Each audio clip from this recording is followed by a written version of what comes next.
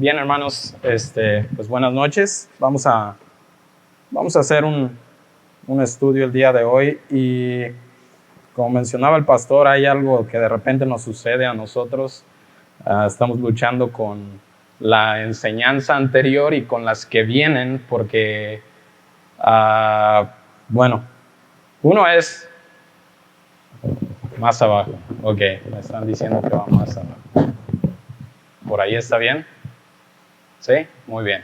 Bueno, uno es que la mayoría de las veces no queremos repetir lo que ya dijo el hermano que predicó antes de nosotros, y también no queremos lastimar la enseñanza del hermano que viene, que va a predicar después. Y tuve algo de esa lucha, pero esperemos que sea clara esta enseñanza, ¿sí? Vamos a orar para pedir la dirección de Dios, ¿sí? Padre Celestial, le damos gracias, Señor, por esta tarde que nos permites reunirnos para estudiar tu palabra, Señor, para comprender de lo que usted ha hecho, Señor. La obra que Señor, no merecíamos haber recibido como pecadores, pero Padre, te plació morir en la cruz, Señor, por nosotros, pecadores que éramos, Señor. Le damos gracias por este día, Señor, y pedimos que usted sea el que ordene esta enseñanza, Señor. Le pido que sea usted tomando control de mis palabras, Señor, que no sean nada más ideas mías que esté expresando, Señor. Pido, Padre, que se quede con nosotros el resto de la noche y que sea usted glorificado en cada una de las ideas que vemos en esta noche, Padre. Todo esto pedimos en su nombre. Amén. No sé, siento que se está oyendo muy fuerte, ¿verdad? ¿Sí? ¿No? Ok. No sé, no estoy acostumbrado a este micrófono, disculpen. Bien, hermanos, vamos a leer lo que es la pregunta que dice: ¿cómo nos aplica el Espíritu Santo la redención comprada por Cristo? Esta es la lección número 29, como mencionaba el pastor, y vamos a leer lo que dice la respuesta. El Espíritu Santo nos aplica la redención comprada por Cristo. Vamos a ver, la respuesta nos introduce de la misma manera que está la pregunta, y dice: obrando fe en nosotros y nos une hacia Cristo mediante un llamamiento eficaz. Ahora, básicamente la respuesta habla nada más de la obra que hace el Espíritu Santo en nosotros dándonos fe y la manera en que nos une a Cristo mediante un llamamiento eficaz, ¿sí? Y conforme se vaya desarrollando el mensaje, voy a explicar por qué decía al principio de cómo luchamos nosotros tratando de acomodar. De hecho, estaba platicando con el pastor antes de que iniciara el servicio de esto que nos pasa, ¿no? Pero, bueno, vamos a entrar directamente y quiero explicar muy levemente porque en la pregunta anterior, si se fijan, tiene una introducción similar. Es más o menos parecida, habla de la eficacia y habla de la redención también. Entonces, a veces como que también saturarles a ustedes con las mismas cosas, pues no es muy justo, ¿sí? Pero de todos modos, es muy importante verlo, hermanos. Me comentaba el pastor, bueno, todo esto viene de errores doctrinales que se dieron en su momento. En el momento que se escribió este catecismo, habían esos problemas doctrinales, entonces por eso se hace tanto énfasis en ciertos temas, ¿sí? Y por eso hay que verlo, hay que volver a estudiar y hay que adentrarnos muy bien en lo que es esto. Bueno, ¿qué es la aplicación que realiza el Espíritu Santo? Es la manera en que el Espíritu obra en los escogidos de Dios, muy importante, los escogidos de Dios, en cuanto a la redención. El Espíritu Santo tiene más labores, hermanos. No es únicamente realizar esta aplicación en el creyente, ¿sí? El Espíritu Santo tiene labores como llamarnos, convencernos, que el llamamiento es algo que veremos en la próxima semana, pero también tiene que ver con... estoy ordenando un poquito, disculpen. Ok, el Espíritu Santo también nos constriñe, nos fortalece, y hay tantos más de estas obras que hace el Espíritu Santo. Pero el día de hoy vamos a ver cómo nos aplica esta redención. La aplicación de la redención es una obra exclusiva del Espíritu Santo, hermanos. Eso es bien importante de verlo. Quien es nuestro Redentor es Cristo, pero quien aplica la redención es el Espíritu Santo, ¿sí? Y vamos a ver algo al respecto de Cristo como nuestro Redentor. Cristo es el autor de la redención, o sea, nuestro Redentor, y el Espíritu Santo es quien va a aplicar esta redención. No es, hermanos, la iglesia, sea cual sea, ¿sí?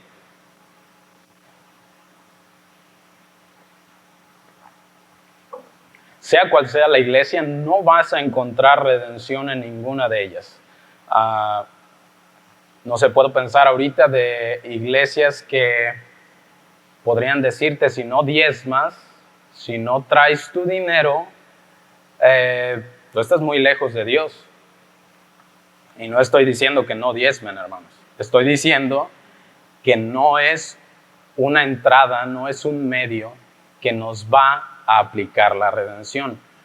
Podemos pensar el pastor mencionaba en la mañana, de dones y cómo puede ser.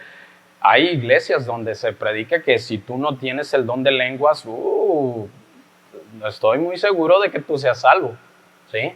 Y la gente padece, los cristianos, no voy a meterme en tanto detalle de doctrinas en esas iglesias, pero en esas iglesias, si hay un creyente, él va a padecer por esta situación, que él no puede asegurarse a sí mismo, y esto es muy importante porque es el Espíritu Santo el que te da la seguridad, pero él no puede sentirse confiado. ¿Por qué? Porque no tiene ciertos dones, ¿sí? Y entonces, si yo no hablo en lenguas, no tengo esa redención, no soy justificado. Hay que tener mucho cuidado en eso. No son tus obras, eso creo que está muy, muy claro en esta congregación. No van a ser tus obras las que te van a redimir. Entonces, vamos a ver algo y no, tampoco va a ser muy profundo. Voy a revisar la hora, ok, porque según yo va a ser breve la enseñanza, pero ok, espero no pasarme mucho en el tiempo. Y realmente creo que va a ser breve, hermanos. Pero la Iglesia Católica dice que María es corredentora con Cristo. Y, hermanos, esto directamente es un error. Ahora, como vimos, ¿por qué hacen tanto énfasis el catecismo en ciertas preguntas? ¿Por qué? Porque había errores en su momento que eran muy persistentes, que ahora ya ni se dice fuera que es un error. Pero bueno, estaba yo buscando información al respecto de la raíz de la pregunta o de la palabra redentor y todo esto. ¿Y qué creen que pasa, hermanos? Cuando tú le pones ahí en el internet, rápido, hubiera sido para mí quizá mejor haber buscado directamente a un diccionario, pero como estoy ahí haciendo el archivo en el Word, entonces es fácil rápido irme al buscador. ¿Y qué pasa? En cuanto tú pones redentor, te aparece el montón de información, sí, de redentor, pero también aparece corredentora. Y eso a mí me desvió rápido. Dije, es obvio, yo comprendí, esto está hablando de María. Pero dije, ¿cómo? Ahí está, en la información, rápido, no es nada escondido, y no porque yo sea ingenuo y diga, eso no existe. No, es que, hermanos, es algo que se crea allá afuera, ¿sí? Y entonces, pues quiero hacer unas pequeñas preguntas que tienen implícita la respuesta para nosotros, pero que nos van a conducir a pensar el por qué sucede que piensan en que María es corredentora, que realmente no tiene ningún sentido si lo analizas, ¿sí? Pero bueno, vamos a ver la primera pregunta, y es, ¿Cristo es Dios eterno? Sí, sí lo es. Cristo es Dios eterno, claro que lo es. ¿Alguna vez Cristo ha dejado de ser Dios? No, Cristo nunca dejó de ser Dios. Y aquí es bien importante de ver esto. Entonces, si Cristo nunca dejó de ser Dios, Cristo, la Biblia lo enseña, lo hemos visto, ya vimos las lecciones anteriores donde nos muestra la deidad de Cristo. Entonces, ¿qué pasa? Dios, no me voy a adelantar, bueno, pero voy a hacer la última pregunta. Entonces, ¿cómo María puede ser madre de Cristo, que es un Dios eterno? Y entonces aquí es donde ya nace la pregunta, ¿a qué se refiere entonces que María, o el por qué María era madre de, y de qué era madre María? Aquí hay que destacarlo, porque entonces era madre de Dios. ¿Y qué creen, hermanos? El error de la Iglesia Católica viene de haber aceptado que María era madre de Dios. María no era madre de Dios, ¿sí? María era madre de Jesús, del cuerpo mortal que nuestro Señor Jesucristo recibió. ¿Para qué? Para poder morir. Entonces, ese cuerpo mortal, ¿sí? Y ellos se meten, yo leí, no sé, un ensayo larguito, pero ellos se meten en unas cuestiones de, es que ella le dio la sangre que él derramó en la cruz, le dio el cuerpo, y se meten en tantas cosas que te das cuenta. Uno, están alejadas de la Biblia, totalmente. No se apegan para nada a la Biblia y están batallando por acomodar unas 2 citas, si mal no recuerdo, 2 citas nada más que ellos utilizan, que ni vale la pena mencionarlas, porque no hacen referencia a eso, hermanos. No hacen referencia a que María puede ser corredentora. Ahora, yo les hago una pregunta. ¿Qué es redimir? Y es, dicho de una manera muy sencilla, es: tú tienes una deuda, alguien entra, la paga. Paga esa deuda que tú tenías. Él es el que te redime. Entonces,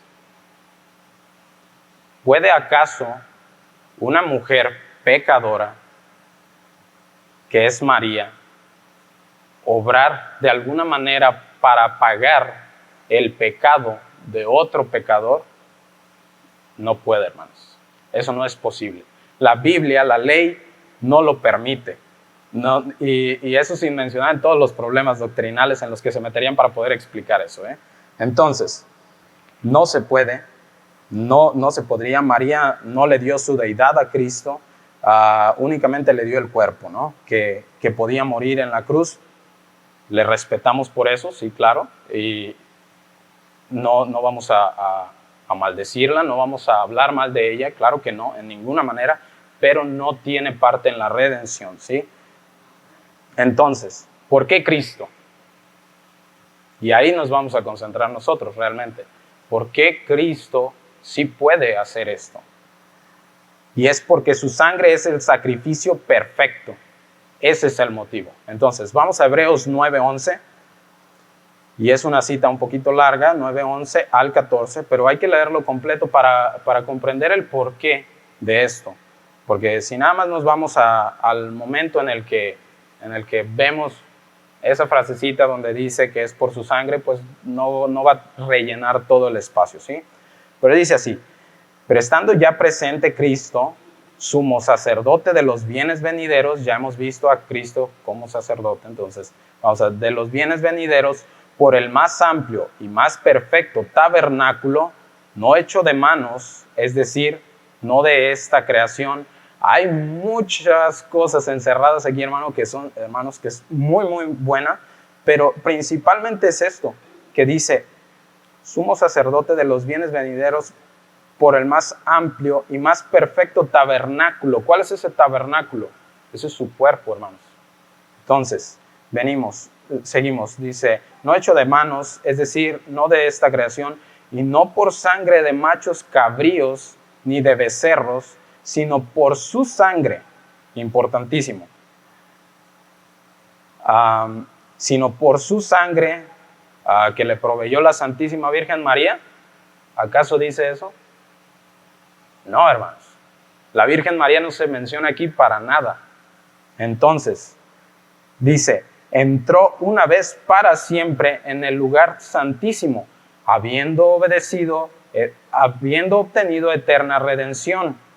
Aquí está, eterna redención, porque si la sangre de los toros y de los machos cabríos y las cenizas de la becerra rociada a los inmundos santifica para la purificación de la carne, cuanto más la sangre de Cristo, el cual mediante el Espíritu Eterno se ofreció a sí mismo sin mancha a Dios, limpiará vuestras conciencias de obras muertas para que sirváis al Dios vivo. Y todo esto, hermanos, nos permite entender, toda esta obra se engloba únicamente en Cristo, no se engloba en nadie más, ¿sí? Ahorita vamos a ver la aplicación que hace el Espíritu Santo de esto, pero esta redención no involucra a nadie más. Entonces, y hermanos, el que era Dios en carne murió. Vino a este mundo y murió.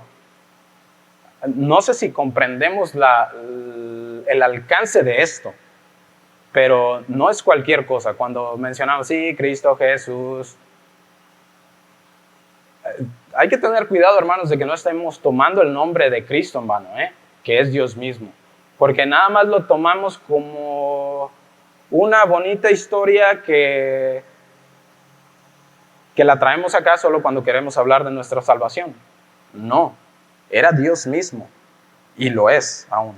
Entonces vamos a Filipenses 2:5, que también es otra cita que vamos a leer, va a ser hasta el 8, pero dice así, bueno, Filipenses 2:5 al 8, dice, haya pues en vosotros este sentir que hubo también en Cristo Jesús, el cual, siendo en forma de Dios, y aquí lo juegan, luego empiezan a decir, es que nada más tenía la forma de Dios, pero luego ¿qué dice? No estimó el ser igual a Dios. Sí, concreta la idea de la que está hablando. No era nada más tenía la forma. Podemos nosotros a veces pensar que tenemos, yo recuerdo que, si mal no recuerdo, era mi hermano, que tenía una alcancía en forma de un balón de básquetbol. ¿Sí? Y tú lo veías y decías, mira qué bonito balón de básquetbol. Ni se te ocurra agarrarlo y rebotarlo, o jugar básquetbol con él. ¿Qué pasaba? Tenía únicamente la forma de un balón de básquetbol. ¿Qué era? Era una alcancía. Y en cuanto tú lo agarraras y lo aventaras al suelo, agarrándolo lo entendías, pero agarrándolo y aventándolo al suelo te vas a dar cuenta de lo que es. Entonces, volviendo a nuestro verso, dice, el cual, siendo en forma de Dios, y no únicamente en forma de Dios, no estimó el ser igual a Dios. Cristo es Dios mismo, como cosa a que aferrarse. Él estaba a la diestra del Padre en el cielo. Sino que se despojó a sí mismo, tomando forma de siervo, hecho semejante a los hombres, y estando en la condición de hombre, se humilló a sí mismo, haciéndose obediente hasta la muerte, hasta derramar su sangre y muerte de cruz. Entonces, todo esto, hermanos, si nos fijamos, se va ligando a lo que ya hemos visto, ¿sí? Cristo es siervo también. ¿Qué pasa? Vimos la humillación de Cristo también, ya la vimos. Y aquí podemos empezar a ver otra vez en su redención cómo todo se vuelve a enfocar, cómo todo puede volver a apuntar a su obra que Él ya hizo, ¿sí? Ahora, ¿qué tan grave será el pecado de la humanidad para que Dios envíe a morir a su Hijo, que lo mande como redentor, como aquel que paga por la humanidad? ¿Puede Dios entonces apoyarse en alguien más? Solo piensen, hermanos. Era tan grave el problema de la humanidad, en el mal que nos metimos como seres humanos. Y como digo, solo hay que remitirnos a las primeras preguntas que teníamos. Ya vimos del pecado original del hombre. Entonces, y solo hay que tratar de recordar de qué se trató, de la pecaminosidad, de todo esto, y podemos entender que era tan grave que Dios mismo tenía que venir a este mundo a morir por un pecado, o no un pecado. A final de cuentas eran tantos pecados que ya cometimos todos, ¿sí? Entonces, ahora, y no voy a dejarlo ahí en todos, es muy importante, para morir por los pecados de sus escogidos. Eso es muy importante también de resaltar.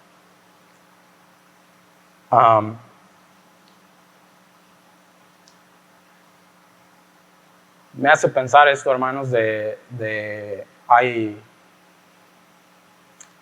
regresando a mis tiempos de adolescencia, a mí me gusta conducir mucho, ¿no? Y ya llega el punto en que te cansas, pero la verdad sí me gusta conducir. Y puedo recordar cuando era adolescente, y yo creo que a la mayoría aquí les pasó, que cuando empezaste a manejar, aquellos que manejan, cuando tú empezaste a manejar un vehículo, quiero decir, espero que haya sido cuando podías aprender muy bien, y creo que eso es en la adolescencia. Hay gente que maneja ya más tarde y a veces se nota que no aprendieron a manejar a una edad temprana, pero esa es otra historia. Entonces, ¿qué pasa? Cuando tú estás aprendiendo a manejar, uno, en primer lugar, no dimensionas tu vehículo, no comprendes qué es arriba, qué es abajo, no sabes si estás, por ejemplo, reverseando. Cuando tú reverseas, como que tus polos se invierten y tienes que estar pensando al revés, ¿sí? Entonces, pasa una cosa, porque a mí me pasó. Agarrabas un vehículo y tantito peor si lo agarras sin permiso, si agarras el vehículo y nadie te permitió, pero sabías dónde estaban las llaves y las tomaste. Y entonces vas y dices, el carro está en la calle, lo voy a meter a la cochera. Y agarras el carro, lo arrancas porque ya sabes, ¿verdad? Ya sabes arrancar el carro. Y peor aún si es estándar, ¿no? Que vas con los jaloneos porque no sabes cuándo sacar el clutch. Pero bueno, y metes tu vehículo y tratas de meter el vehículo en algún lugar y golpeas otro carro. ¿Qué tal? Qué bien si solamente fue ¡pum! Para atrás. Pero ¿qué tal si el vehículo se queda prensado con el otro vehículo? No recuerdo si a mí me pasó algo tan grave, pero yo sí recuerdo golpear carros. Eso sí puedo recordar. Pero pasa una cosa, hermanos. Imagínate, tú eres un adolescente. No trabajas. Y si trabajas apenas alcanza para lo que tú medio necesitas. Es normal, ¿no? Entonces, primero, no tienes la habilidad para conducir ese vehículo. No tienes el dinero para solventar un daño que tú puedas causar, sea del propio vehículo o de alguna otra cosa. Entonces, imagínate que quedas atascado entre otro vehículo o por ahí en un muro. Lo primero que vas a hacer, espero, seas sensato o hayamos sido sensatos, y es apagas el carro y te quitas de ahí. ¿Qué pasa? Tú ni siquiera tienes la capacidad para zafar el vehículo de por ahí. Hay veces que los carros están tan pegados. ¿Qué vas a hacer? Vas a buscar la manera de hacer el menor daño a la hora de zafarte, para que los vehículos no queden tan mal, no se haga un daño peor. Ahora, ¿con qué vas a pagar? No tienes con qué pagar. Y como digo, vamos a nuestra época de adolescencia, no tenías con qué pagar. Y sale el adulto, dueño del vehículo, encargado o responsable de ti, y arregla el problema. ¿Cierto o no? Eso no sucedía. Ahora, obviamente estaba mal, pero es natural eso. No voy a decir que, no, pues es que a justificar. No, estaba mal y espero que hayamos aprendido de situaciones de esto. Estoy usando el ejemplo de un vehículo porque se me viene fácil a mí a la mente, pero puede ser muchas otras áreas de la vida. ¿Y qué pasa? Tú eres impotente para corregir el error, resarcir el daño. No eres tu propio redentor. Necesitas de alguien. Lo mismo pasa con la humanidad, hermanos. Somos inútiles, como dice la Biblia. No podemos, no alcanzamos. Nosotros no tenemos ni la capacidad. Eso no es una necesariamente mental o de tener la ciencia para eso, pero no tenemos la capacidad ni moral, ni de ningún tipo, ni la inteligencia, hermanos. Eso es obvio. Pero, entonces,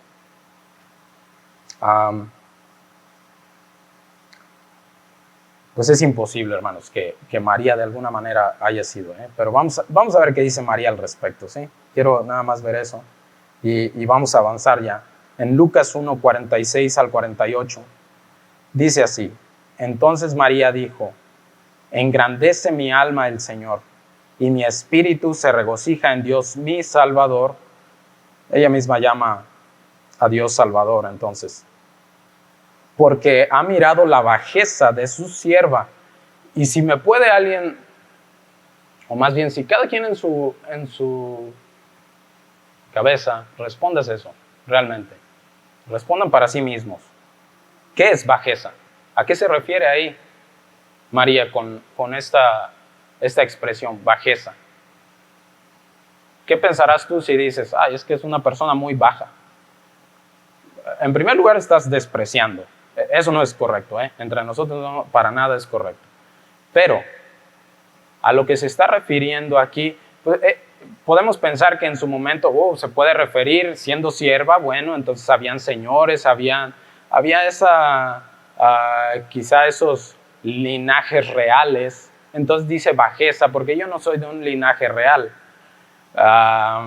No se refiere a eso, porque en realidad María sí venía de un linaje real. Si fuera que podemos estudiarlo, sí venía. Pero no es el caso. Está refiriéndose a su posición ante Dios, que es pecadora. Eso es lo que es María. Entonces, aquí a eso se está refiriendo. Dice así: porque ha mirado la bajeza de su sierva, pues he aquí desde ahora me dirán bienaventurada todas las generaciones. Dice terminar el verso porque sí lo dice, y sí, como decimos, nosotros no vamos a hablar mal de María como madre de Jesús, que ella, por medio de ella, vino el Redentor, pero no vamos tampoco a adorarle, ¿sí? No vamos a hacer eso. Entonces, vamos a ver nada más así rápidamente lo que es la palabra redentor, porque es importante eso en realidad, pero en hebreo la palabra redentor se usa como, o la palabra que se usa como redentor, que se traduce es goel, y su significado es pariente, ¿sí?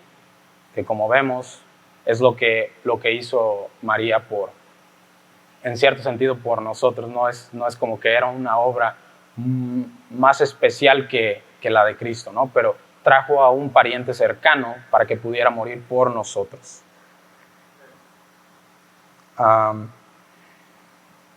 Y entonces, ¿qué es la redención? Pues es el pago que Cristo hizo por su gracia para comprar al pecador. Y este pago fue la muerte en la cruz, como ya vimos, y de esta manera nos libró y rescató las almas de sus escogidos para vida eterna. Sí, Cristo es el pago de esta redención. Ahora vamos a ver la aplicación de esta redención, que es por medio del Espíritu Santo.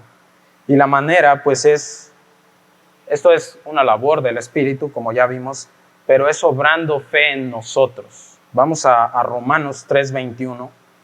Vamos a leer esta porción. Romanos 3:21. Y dice así: pero ahora, aparte de la ley, se ha manifestado la justicia de Dios testificada por la ley y por los profetas. La justicia de Dios por medio de la fe en Jesucristo para todos los que creen en Él. Porque no hay diferencia, por cuanto todos pecaron y están destituidos de la gloria de Dios, Y siempre leemos este pasaje y nos vamos corriendo porque ya no lo sabemos, lo típico. Vamos a decir, sí, no, hay que detenernos a analizar. Por cuanto todos pecaron, sí, estamos ahí metidos, Cuando dice todos, no digas, todos, allá, no, tú mismo también. Están destituidos de la gloria de Dios, no tienen posibilidad de acercarse a Dios. Y aquí viene lo bueno, siendo justificados gratuitamente por su gracia mediante la redención que es en Cristo Jesús, a quien Dios puso como propiciación por medio de la fe en su sangre. Y aquí están las palabras claves, que es por su gracia mediante la redención que es en Cristo Jesús, ¿sí? Y por medio de la sangre, de la fe en su sangre, para manifestar en su justicia a causa de haber pasado por alto en su paciencia los pecados pasados. Ok, y vamos a Hechos 26, 18, que nos habla también de esto. Dice así, para que abran los ojos, y esto es el apóstol Pablo, es el llamamiento del apóstol Pablo, él está testificando al respecto de esto, y es lo que él recibió de Cristo mismo, ¿sí? Dice, para que abran sus ojos, para que se conviertan, cambien su rumbo, de las tinieblas a la luz, y de la potestad de Satanás a Dios, para que reciban por la fe que es en mí, en Cristo, perdón de pecados. Perdón, ¿qué hay ahí? Ahí tenemos la redención. Ahí tenemos el concepto de la redención. No está dicha la palabra como tal, pero ¿qué es el perdón? Sí, el pastor lo menciona, últimamente no lo ha dicho, pero por un tiempo lo mencionaba muy seguido, y es, si yo perdono, yo pago. El que perdona, el que dice, ok, está bien, él lleva el daño. Alguien tiene que pagar alguna vez, ¿sí? Hay una deuda, y si el banco te perdona la deuda, ¿quién pagó la deuda? Tú fuiste y tú sacaste lo que quisiste por ahí en la tienda, y dice, pues órale pues, yo pasas la tarjeta y dice el banco, yo compro tu deuda, y detrásito de eso tú tienes que empezar a hacer los pagos que dijiste que llevarías a cabo. Si no lo haces, el banco ya pagó. Además, no pienses que esa deuda se quedó ahí flotando y no, alguien paga. Cuando tú dices, bueno, yo no voy a pagar mis impuestos, alguien paga, hermanos, porque el dinero tiene que... ¿Con qué se paga lo que está en la calle? Nos vamos a quejar, ¿no? Y vamos a decir, aquí en Colima hay un montón de baches, no hay lámparas, quién sabe qué, ¿no? Pero eso es lo de menos, a ver. Tenemos una responsabilidad y es pagar. Y no me quiero ir, pero es importante entender que cuando hay un perdón, alguien llevó el daño. Alguien tiene que haber, de alguna manera, resarcido ese daño, ¿sí? Que tú dejaste, por cierto. Entonces, eso es el perdón. Y la fe no es aquí estamos hablando de la fe, porque dice, por la fe que es en mí, que es en Cristo. Ahora, y vamos a decir, la fe, pues ¿qué es la fe? ¿No? Podemos simplemente decir cualquier cosa de la fe, ¿no? Yo puedo decir, pues es que yo creo que tal cosa, y yo sí creo en...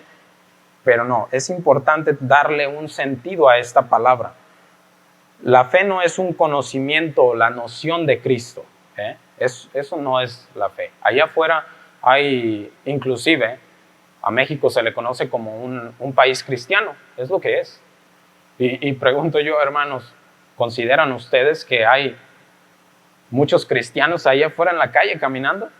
¿Compatriotas tuyos que son cristianos realmente? Eso se dice por el tipo de iglesias que hay dentro, ¿sí? El tipo de religiones que hay. Y no necesariamente son hijos de Dios los que están afuera, lo sabemos. Eso no, yo creo que no está a debate, ¿no? Entonces, ¿qué es esa fe? Porque allá afuera tú vas a ir y vas a preguntarle a alguien, ¿tú crees en Cristo? Y te va a decir, sí. ¿Crees en Jesús? Sí. ¿Crees en Dios? Sí. Vamos a tener esas respuestas. Digo, hay gente, ¿no? Hay gente para todo. Y la verdad, miren, yo platicado con algunos amigos y ellos se dicen ateos, pero dicen gracias a Dios. O sea, son muy incongruentes. ¿Por qué? Es hasta como ya es por cultura, ¿sí? Nos han inculcado eso. Y ahora, la verdad, disculpen.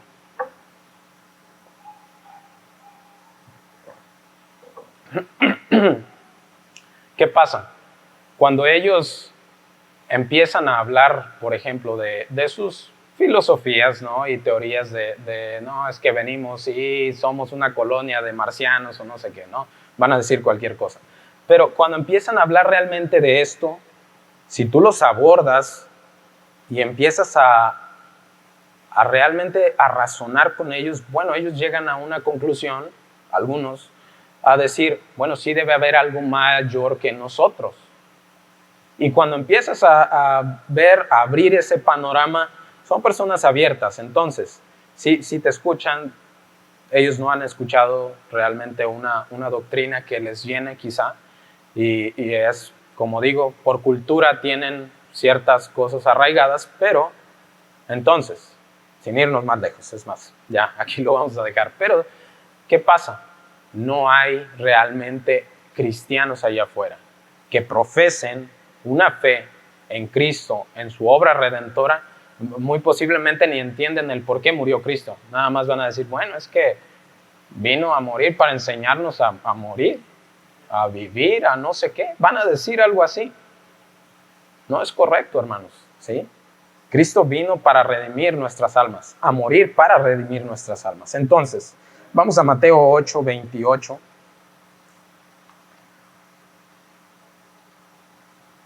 Dice así en esta parte, y por eso es tan importante, hermanos, ver estas citas. Pero dice así: cuando llegó a la otra orilla, a la tierra de los Gadarenos, vinieron a su encuentro 2 endemoniados que salían de los sepulcros. Y ahí ponle tú el nombre que tú quieras, ¿no? A los endemoniados. Pero aquí está la historia y dice: vinieron a su encuentro 2 endemoniados que salían de los sepulcros, feroces en gran manera, tanto que nadie podía pasar por aquel camino, y clamaron diciendo: ¿qué tienes contra nosotros, Jesús, Hijo de Dios? Fíjense cómo los demonios reconocían a Cristo, ¿eh? Y dice: ¿has venido acá para atormentarnos antes de tiempo?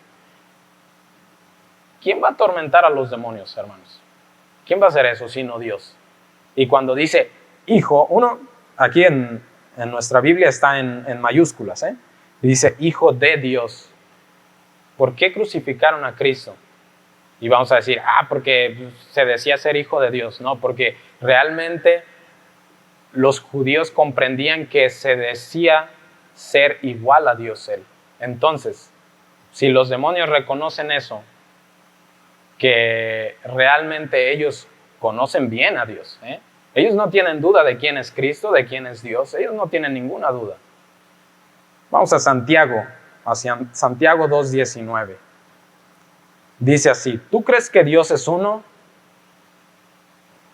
Y muy importante, ¿crees que Dios es uno? ¿Crees en las 3 personas de la Trinidad? ¿Crees en eso? Bien haces, dice Santiago. También los demonios creen y tiemblan. Ahí está, nos estamos remitiendo a la historia de Mateo para comprender de qué se trata. Entonces, si un demonio cree en la deidad de Cristo, cree como tal que Cristo es Dios y tiene ese conocimiento, y no es en un demonio no es una noción nada más, ¿eh? Él sabe, bien entiende lo que es Cristo, lo que es Dios. Entonces, y no le sirve de nada. Pregunto yo, leer algo en la Biblia y aún haberla leído completa y saber todo lo que hizo Cristo, conocer su obra, ¿eso te dará de alguna manera la redención? No puede ser. Entonces, ¿qué tipo de fe realmente necesitamos? ¿De qué manera está hablando aquí en creer? Y vamos a ver esta manera. Uno, en primer lugar, esta fe nos mueve. O mejor dicho, es la manera en la que vamos a ver que realmente tenemos esta fe. Y vamos a ir a Pedro, a primera de Pedro 1:5.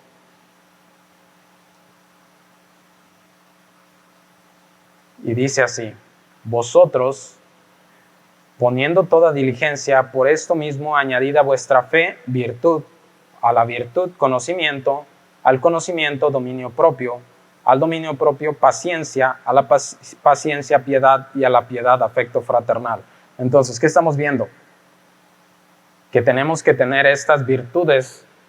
Lo primero que tenemos es fe, ¿sí? O sea, si tú no tienes fe, no, pues qué bueno que tengas todas las demás, eres una persona moral y es bueno, no estoy juzgando a nadie que moralmente anda bien, pero si tú no tienes esta fe que realmente está en Cristo, pues todas las demás cosas que puedas tener no vienen a ser realmente importantes para lo que estamos hablando, que es que la fe en Cristo, que es una fe viva. Entonces dice, porque si estas cosas están en vosotros y abundan, no os dejarán estar ociosos ni sin fruto. Aquí importante, en cuanto al conocimiento de nuestro Señor Jesucristo. Ahora vamos a ir a Santiago 2:14. Santiago 2:14 dice así: hermanos míos, ¿de qué aprovecha si alguno dice que tiene fe y no tiene obras? Todas estas citas, hermanos, ya las conocemos, pero es muy importante verlas. Entonces dice, ¿podrá la fe salvarle? Y si un hermano o una hermana está desnudo y tiene necesidad del mantenimiento de cada día, y alguno de vosotros dice, id en paz, calentaos y saciaos, pero no les das las cosas de las que son necesarias para el cuerpo, ¿de qué aprovecha? Y si también, así también la fe, si no tiene obras, es muerta en sí misma. Pero alguno dirá, y esto, aquí hay que encerrarlo, y hay que examinarnos cada uno aquí. Y yo no estoy pidiendo que dudes de tu fe, pero es importante ver cómo esa fe te va a mover. Y dice, pero alguno dirá, tú tienes fe y yo tengo obras. Muéstrame tu fe sin tus obras y yo te mostraré mi fe por mis obras. Es imposible, hermanos. Si yo voy a la calle, y lo digo porque me ha pasado, estoy en la calle y me topo una persona ebria que está maldiciendo, y que de repente dice gracias a Dios y no sé qué, y menciona cosas y aún conoce de la Biblia y dice algo, yo voy a creer que esa persona es una persona redimida por Cristo. Yo no lo voy a creer, hermanos. Yo entiendo lo que está pasando. No es que yo sea malo y diga, ay, esa persona realmente no es cristiana y esté juzgándole mal. No, es que sus obras no me dejan ver a Cristo. El pastor lo menciona constantemente aquí en el púlpito, ¿sí? Entonces, ¿qué pasa? Que por nuestras obras nos van a conocer. Y digo, en general, por nuestras obras nosotros mismos nos conocemos. ¿De qué manera obras? ¿Sí? Y eso te va a dar, si eres realmente un creyente, un hijo de Dios, realmente actuar de una manera correcta, tener las obras que Cristo, cultivar las obras que la palabra de Dios menciona, eso te va a dar paz para con Dios. Si tú empiezas a andar en el mundo, y lo digo, siendo realmente un cristiano, no vas a tener paz. Vas a luchar contigo mismo todo el tiempo. Y no quiero decir tú, pero yo creo que todos hemos estado en algún momento en un hoyo donde dijimos, ¿qué estoy haciendo? ¿Qué soy realmente? ¿Qué está pasando? ¿Dios me escucha o no me escucha? Y ahora, es importante llegar a ese punto, porque de lo contrario te vas y sigues sumiendo, te sigues yendo a ese hoyo. Pero, ¿qué pasa? Empezamos a buscar de Dios otra vez y Dios te regresa esa paz, te regresa, como dice David, el gozo de tu salvación. Entonces, importante de esto, la fe nos mueve. Y Bueno, voy a mencionar algo de lo último que está en la pregunta. Dice la pregunta, o la respuesta, perdón. Dice, obrando fe en nosotros y nos une hacia Cristo mediante un llamamiento eficaz. Quiero ver lo de el llamamiento eficaz. Y como les dije desde el principio, no voy a profundizar porque eso es para la siguiente clase, ¿sí? Pero vamos a ver cómo nos une con Cristo. Y esto lo vamos a ver en Efesios 2:4. Dice así Efesios 2:4. Pero Dios, que es rico en misericordia por su gran amor con que nos amó, aun estando nosotros muertos en pecado, nos dio vida juntamente con Cristo. Y aquí es lo que hay que identificar, que es nos dio vida juntamente, nos unió con Cristo en esta vida. Dice, por gracia sois salvos. Deja todo lo demás fuera, como vimos. No puedes introducir ninguna otra idea ahí más que la gracia de Dios. Y juntamente nos vuelve a unir con Cristo, dice, con Él nos resucitó. ¿Qué es esto, hermanos? Nos resucitó. Nosotros estábamos muertos en pecado. Ese era nuestro estado realmente. De cada uno aquí que es hijo de Dios, estabas muerto en tu pecado. Y esa resurrección de Cristo es la que nos da la posibilidad también a nosotros de, dice, y juntamente con Él nos resucitó, nos levanta de la muerte eterna. Asimismo nos hizo sentar en los lugares celestiales con Cristo Jesús. Fíjense cómo todo esto lo dice como ya está hecho.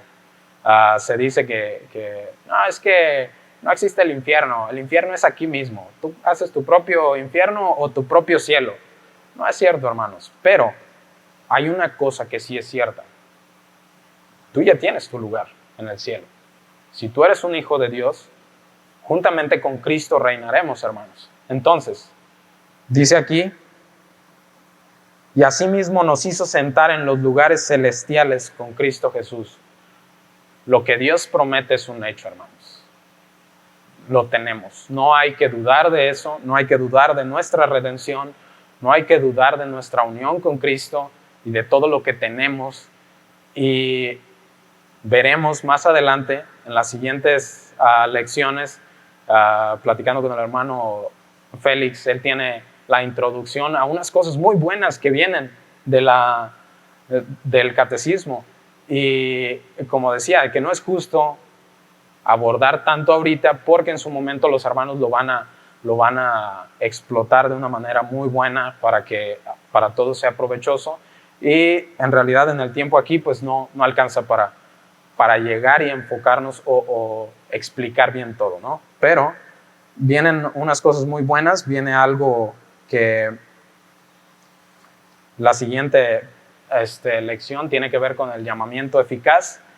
Y aunque aquí se menciona que dice, y nos une así a Cristo mediante un llamamiento eficaz, pues nada más les digo, continuará porque el hermano Rafa va a hablar de eso y yo considero que va a ser muy bueno para cada uno aquí, ¿sí? Vamos a orar y dejo el tiempo al pastor.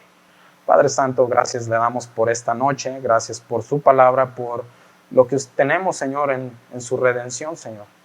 Por esta redención que no merecemos, pero que usted nos ha dado, Padre.